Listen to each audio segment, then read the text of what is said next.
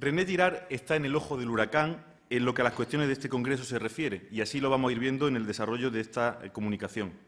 En particular, vamos a abordar su hipótesis del mecanismo del chivo expiatorio como fundamento de la escultura.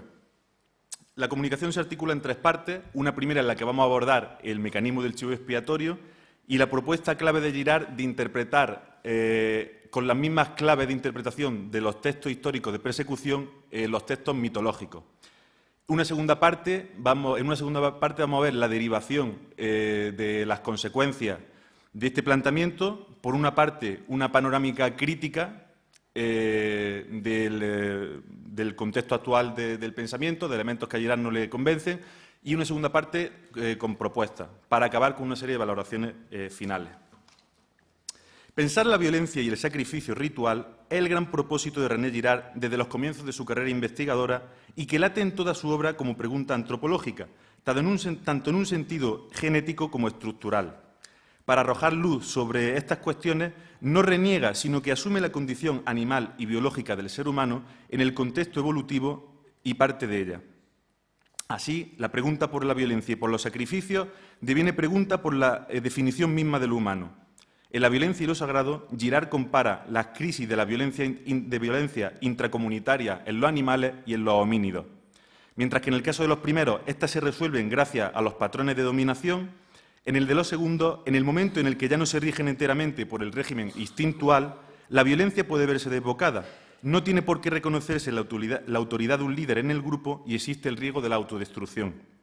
La liberación de una total dependencia de los instintos posibilita que no sea el instinto de supervivencia el que prime. Y es aquí donde Girard sitúa la aparición del mecanismo del chivo expiatorio, en un sentido distinto al del ritual del Levítico, como el producto cultural que vendría a suplir la protección natural perdida. Si fue una mímesis negativa la que operó en las fluctuaciones caóticas de violencia, en la lucha de todos contra todos, una corriente creciente de mímesis positiva irá canalizando el acuerdo entre los miembros del grupo que focalizarán su violencia en uno solo, todos contra uno, hasta llegar al sacrificio de éste. Muerta la víctima, la comunidad ve que la crisis ha finalizado y, perpleja, atribuye a esa víctima no solo la culpabilidad de los males que acechaban al grupo y, por tanto, su carácter maléfico, sino también un carácter benéfico en tanto que se cree que el sacrificio de esta víctima es el que implica el restablecimiento de la paz y la estabilidad. Este mecanismo se habría repetido incesantemente a lo largo de miles de años, aunque no siempre del mismo modo. Progresivamente se iría ritualizando y complejizando. En su seno aparecerán el pensamiento simbólico, el lenguaje, las prohibiciones, la cultura. La amenaza que más ha pesado sobre el humano siempre ha sido el riesgo de la autodestrucción por la violencia, aunque eso quizás lo hemos olvidado en nuestras sociedades modernas. En la medida en que esto le ha obsesionado siempre a los humanos, ha sido también la causa de la obsesión por los rituales, queriendo garantizar, a través de su fiel cumplimiento, el alejamiento de los males. Los mitos serían el relato de los orígenes de la cultura, la narración de las crisis y su resolución, pero son, según Girard, relato tergiversado de la realidad. La clave del éxito del funcionamiento del mecanismo de los chivos expiatorios es la méconnaissance, la ignorancia de que las víctimas asesinadas no son culpables de los males que se les achaca, sino inocentes. El desconocimiento de que no es su supuesto carácter divino o sagrado el que trae el mal y luego el bien, sino causas ajenas a la víctima en el primer caso y en el segundo causas relacionadas con ella, pero no porque tenga la víctima poder alguno, más que en el sentido de que es el elemento que concita el acuerdo y la cohesión de todos los demás contra ella y que conduce a un efecto catártico. Será el cristianismo la culminación de un proceso de desvelamiento que tiene antecedentes en las tragedias griegas y la tradición profética de Israel, que va a ir cuestionando cada vez más la culpabilidad de las víctimas sacrificiales. En particular, los relatos evangélicos de la pasión serían el reverso de la perspectiva mítica, la perspectiva de la víctima y no la de los perseguidores. La propuesta de Girard, que ha venido a llamarse en la bibliografía realismo racional, vemos cómo toma cuerpo y su máximo sentido en una de las cuestiones capitales de Girard: pensar los mitos a través de las mismas claves utilizadas para los textos históricos de persecución, desvelando así la violencia ejercida contra las víctimas y sus coartadas. Eso sí, en el caso de los textos históricos de persecución, el mecanismo está ya atenuado y ya, al contrario que en las mitologías, no se deifica o se sacraliza a las víctimas en un momento posterior. Ante esta propuesta, es obligatorio preguntarse: ¿por qué sabemos que estos textos nos remiten a casos reales? ¿Por qué dar credibilidad a los autores acerca de las persecuciones que nos narran, pero no a la culpabilidad de los perseguidos? La respuesta a estos interrogantes la encontramos, entre otros muchos textos, en la obra El chivo expiatorio, empezando por los primeros capítulos. Comencemos por la definición que Girard nos da de los textos de persecución. Dice Girard: entiendo por ello los relatos de violencias reales, frecuentemente colectivas, redactados desde la perspectiva de los perseguidores y aquejados, por consiguiente, de características distorsiones. El caso concreto que aquí se cita es un texto del siglo XIV del poeta francés Guillaume de Machaut, en particular el comienzo del Jugement du roi de Navarre, que en principio es un poeta cortés convencional, pero en cuya parte primera el autor nos relata una matanza de judíos por parte de una multitud que está amenazada por el terror de la peste y convencida de que los judíos estaban envenenando el agua y causando la enfermedad. Pero, ¿por qué habría que dar credibilidad a la realidad de este relato? Girard parte de un hecho. Aún hoy los lectores modernos descubrimos en el texto unos acontecimientos reales, a pesar incluso de detectar en el texto elementos que son inverosímiles, como los signos celestes o la acusación a los judíos de envenenar los ríos. Guillaume no inventa su historia. Pero, ¿por qué afirmamos como lectores la realidad de estas persecuciones? Girard apunta a nuestra perspectiva privilegiada para dar una respuesta. Y es que nosotros gozamos de un saber que, aunque hoy estaría trivializado, apenas existía en el siglo XIV, el saber de los estereotipos de persecución. Este saber procede de la lectura de un conjunto de textos que abordan unos mismos temas de manera más o menos crédula y entre los que constituyen una red cerrada de conocimientos históricos. Para Girard solo hay una hipótesis capaz de explicar el acuerdo recíproco de todas las evocaciones de estos textos, el arraigo del texto en una persecución real vinculada a la perspectiva engañosa de los perseguidores, ya que estos creen que su violencia está justificada. Como se ven como adalides de la justicia y creen cierta la culpabilidad de los judíos o de las brujas, no tienen por qué disimular sus matanzas. Y así ellos no han dejado las armas contra ellos mismos en los textos. Este planteamiento de Girard contrasta fuertemente con muchas de las posiciones filosóficas actuales, frente a quienes se embarazan hoy del referente, lo declaran inaccesible y se contentan con las relaciones del lenguaje consigo mismo. Aquí la disyuntiva, declara Girard, es bien palmaria. O bien violentamos el texto, o bien dejamos que se perpetúe la violencia del texto contra unas víctimas inocentes. Aún nos queda otra cuestión de mayor magnitud. ¿Por qué aplicar los estereotipos de persecución de este tipo de textos a los llamados universos etnológicos? Dicho de otra manera, si las víctimas de las cazas de brujas se consideran reales y falsas las acusaciones vertidas contra estas o contra los judíos, a quienes se señalaba como los culpables de traer la peste, aceptando que se trata de fenómenos de chivo expiatorio, ¿por qué no habría de suceder lo mismo en el caso de los mitos?, se pregunta Girard. Y aquí es donde se inserta su propuesta de comparar los textos históricos de persecución y los mitos, tanto de las tradiciones grecorromanas como de las religiones arcaicas en general, y la comparación entre los textos bíblicos y evangélicos y míticos. Girard afirma la necesidad de ir hasta la violencia mítica para revelar el verdadero origen de nuestra cultura. Y reprocha a sus críticos el que no reconozcan lo que es literalmente su propio saber, solo que él lo aplica, por ejemplo, al mito edípico y a otro contexto que no es habitual. Si nuestros antepasados hubieran pensado de la misma manera que toda esta gente, jamás habrían terminado los procesos de brujería. Dice Girard con ironía que si a Edipo se le ocurriera aparecer hoy por aquí y se burlase de la fatalidad, del parricidio, del incesto y de las trampas de los chivos expiatorios, entonces todo el mundo estaría contra él, los helenistas, Heidegger, Freud y tras ellos toda la universidad. Habría que eliminar a Edipo o encerrarle en un psiquiátrico. Pasamos ahora a las consecuencias de todo este planteamiento, estableciendo una crítica panorámica. Podríamos hablar, en primer término, de una hermenéutica nihilista, como la propugnada por Bátimo, con quien discute, asentada sobre la célebre frase de Nietzsche: no hay hechos, sino solo interpretaciones. Se trata de una perspectiva filosófica demasiado ceñida a lo lingüístico y que disuelve el principio de realidad. En el terreno de la etnología, Girard denuncia un gran mal para esta disciplina, el relativismo multicultural encasillado en el extremismo de las diferencias, convencido de que no hay nada en las culturas humanas que trascienda la diversidad infinita de las diferencias y que ha olvidado el espíritu inaugural de su disciplina. El multiculturalismo, en detrimento de una mayor comunicación y apertura, enmascara un falso universalismo del que pretenden revertirse las distintas culturas. La creencia, incluso en las culturas más cerradas, de que en el compartimento de una diferencia cultural particular, supuestamente inagotable, se halla la plenitud de la libertad y la universalidad. Sin embargo, todo lo que cuestiona la supuesta esencial diferencialidad de la propia cultura es precisamente lo que desencadena la universal tendencia inmemorial de la persecución, que adoptaría siempre los mismos estereotipos. Contrariamente a lo que se repite a nuestro alrededor, nunca es la diferencia lo que obsesiona a los perseguidores, y siempre es su inefable contrario, la indiferenciación.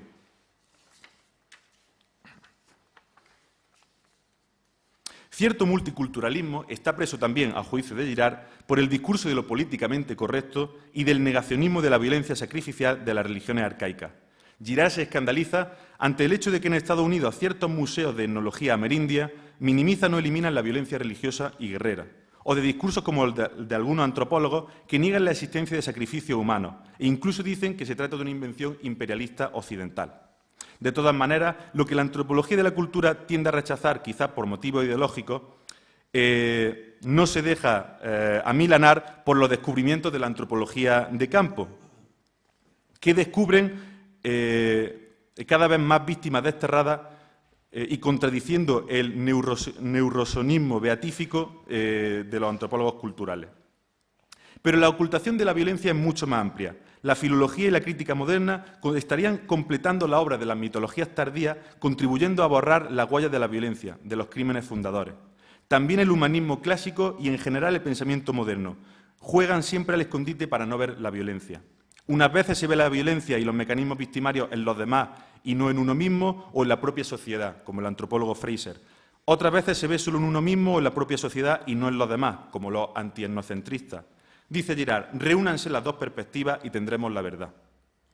Como también, por cierto, habrían de reunirse las perspectivas de las diversas disciplinas de conocimiento, cuya separación nos hace vivir, según Girard, en una esquizofrenia cultural.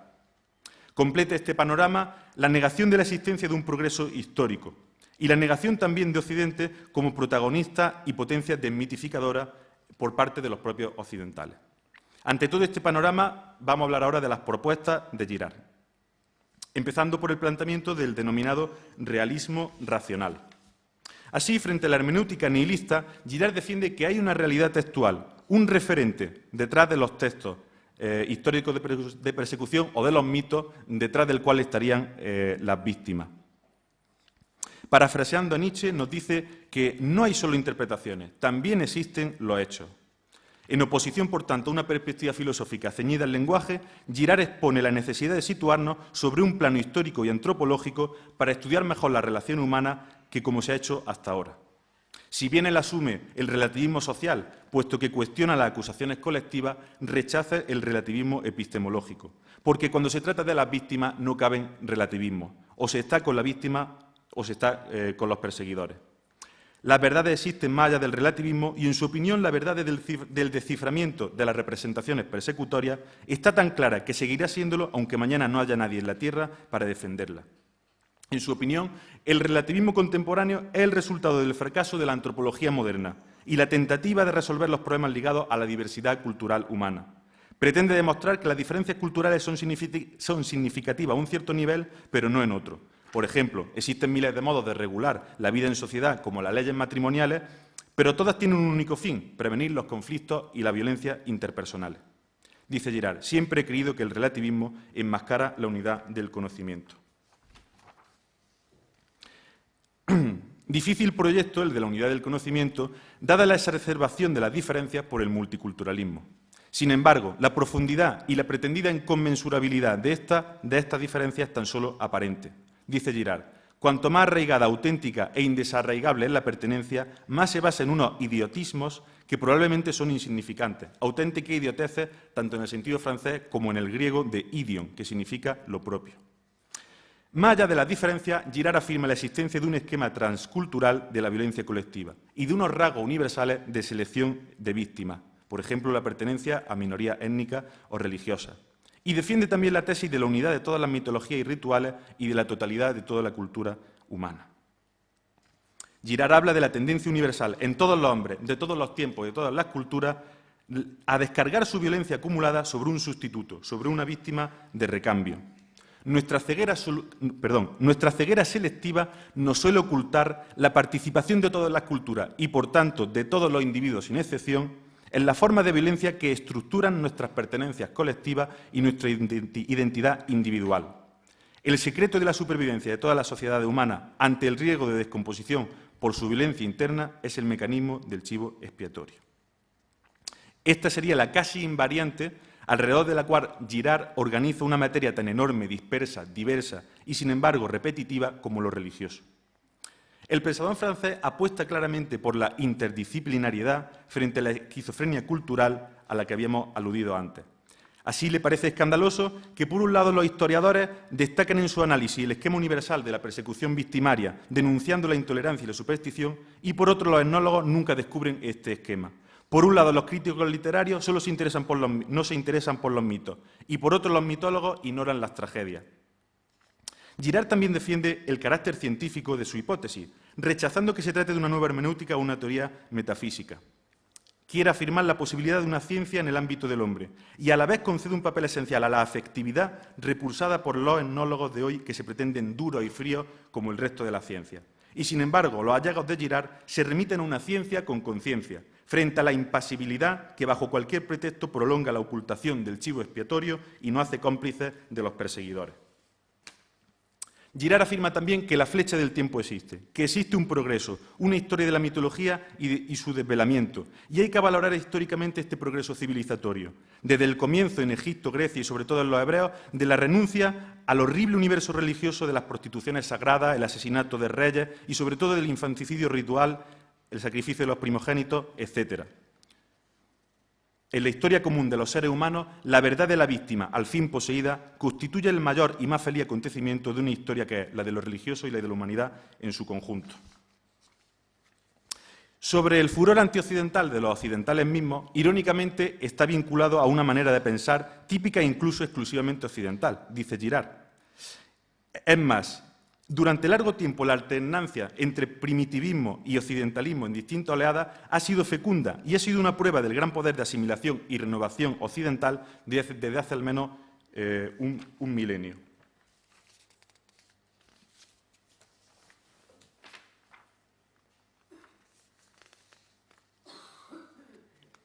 Y ahora vamos a concluir con una serie de consideraciones finales. Aunque no me queda mucho tiempo. Girard afirma la cristianización sustancial del discurso simbólico de la comunidad internacional, una comprensión transversal, intercultural e interreligiosa de los mecanismos de victimización. Nos dice que el verdadero principio de desmitificación se expresa exclusivamente en la religión cristiana. Y esta misma tradición nos habría traído logros como la formulación de los derechos humanos que ponen el acento en nuestra singularidad, nos dice Girard. Nadie antes que nosotros había afirmado jamás que una víctima, incluso unánimemente condenada por su comunidad, por las instancias que ejercen sobre ella una jurisdicción legítima, podría tener razón contra esa unanimidad.